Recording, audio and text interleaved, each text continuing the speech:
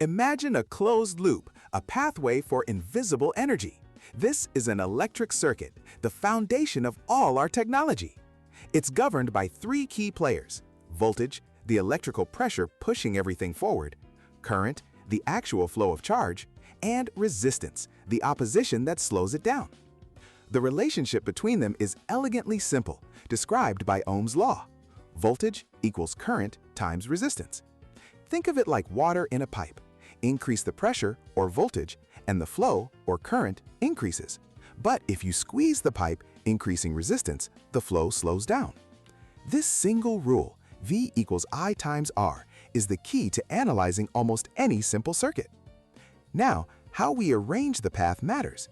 In a series circuit, components are connected end to end, forming a single lane of traffic. The current is the same for every component, but the voltage gets divided among them. The total resistance is simply the sum of all individual resistances. But in a parallel circuit, we create multiple lanes. The components are connected across the same voltage source, like extra checkout lanes at a store. The voltage is the same for each path, but the total current splits, with more flowing through the path of least resistance. Interestingly, adding more paths in parallel actually decreases the circuit's total resistance.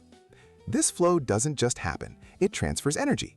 We call this power, calculated as voltage times current. And every time current flows through resistance, some of that power is lost as heat. It's a reminder that no system is perfectly efficient. From the tiny circuits in your phone to the vast power grid, these fundamental principles dictate how we harness and control the flow of electricity.